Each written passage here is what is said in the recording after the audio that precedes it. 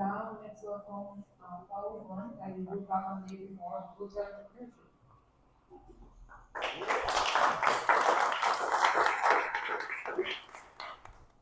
everyone. Thank you for having me. Thank you to the Liberty Ventures team and Sir Richard Branson for hosting us on this beautiful island. I want to talk to you guys about some personal experience. I grew up in Austria, and at a very young age, like in kindergarten, I broke out of kindergarten, and I've always been looking for something in society, something in culture.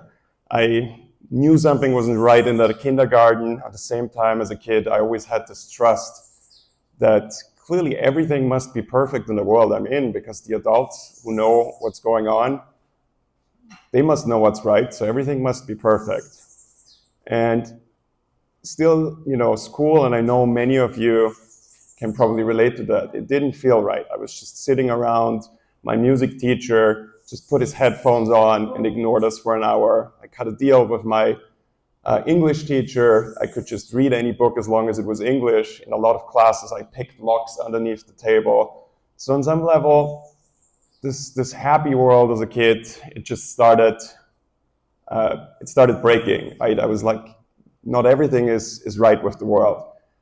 And started looking. So I joined every club I could join. I started so many clubs myself. I joined the Kurt Gödel Society for Logic because that happens to be in Vienna. I started a hacker group that became very successful. I actually started being paid by many Austrian banks when I was 16, the Austrian Lottery Corporation, to do that. I was just searching. And I got invited to speak at some things. I was actually helping some activists with computer security, and I kind of started slowly notice I'm good at this, but it still didn't feel right. I moved to the United States. I worked on businesses before in Europe and in the United States. I went to Burning Man. I traveled around like many of you, and I was looking for community. I was looking for connection. That was definitely there. But there's still something was missing. And this is a diagnosis of why I think cultural entrepreneurship is important. And I know many of you, like I heard stories all day, all week, are working on this. But my big takeaway from all of it was that what we're really missing is nothing or almost nothing contemporary yearns to be truly eternal. We used to build cities for real all the time, right? There were new cities and monuments and things to last hundreds, thousands of years. That was our way of having legacy. I love Burning Man. I think it is really good. I know the people involved, so many of them. It's amazing. But it is a city that is built for a week, then goes up in flames. Imagine if all that energy went into building things, into essentially planting trees in which shade we shall never sit, right? That would be a completely different society. That would be institutions that are not just there to enrich and build status for the people building them right now, but they would be meant to last. I think modernity really worships optionality. Like, we want to be able to leave, to switch, to abandon things. And again, I don't think that's all bad. I think it is amazing that I can rent an Airbnb and go on a vacation and build community. It's absolutely incredible. But I think our current society lives in what I call the forever present. We are building festivals instead of building new villages, towns, cities. I know that's changing. There's people in this community and beyond who've been for a long time speaking up for charter cities, for frontier cities, and it's really happening now. It's so exciting. There's things like Prospera in Honduras. It's slowly starting. We're going on vacations instead of building family estates. So I think we lost something. I do think there's outliers, and obviously many of the things you're working on are that. I think Mars is a good example, and Elon always speaks about how it's inspiring. And I think what's so inspiring about it is that you truly need to believe that humanity is good, has a purpose, should exist, and will still exist hundreds of years of now, if you're showing the revealed preference of colonizing Mars, right? That's a multi-hundred-year project. And I think that's what's so inspired. It's so out of place in modernity to just say, no, we're building for something that's longer and larger than us. Yes, we want to live longer. We want longevity. Maybe we want to live to like 150, 200, but there are things that are even longer than that. I think we need to reclaim the eternal. We must stop ceding ground to short-term thinking. You know, the world is going to end, the rapture is coming, AI is ending, pandemic is coming, everything is ending. No, it's not ending. We need to build institutions that last long.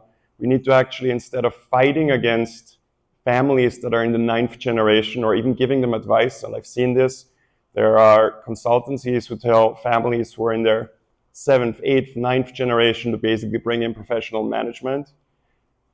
We need to instead look at those families. What have they done right? And instead of blaming it, I think it would be really, really beautiful if we could learn from it and help people who might not have any wealth yet to use what's right about that, so that hopefully in the 1st generation, but also in the 2nd, 3rd, and 4th, they get stronger. I think dynasties are not just something for the wealthy and rich and privileged. I think they are the learnings in successful intergenerational families are more valuable than the money. So we need to build institutions that last again, and we need to really have the ambition to do that.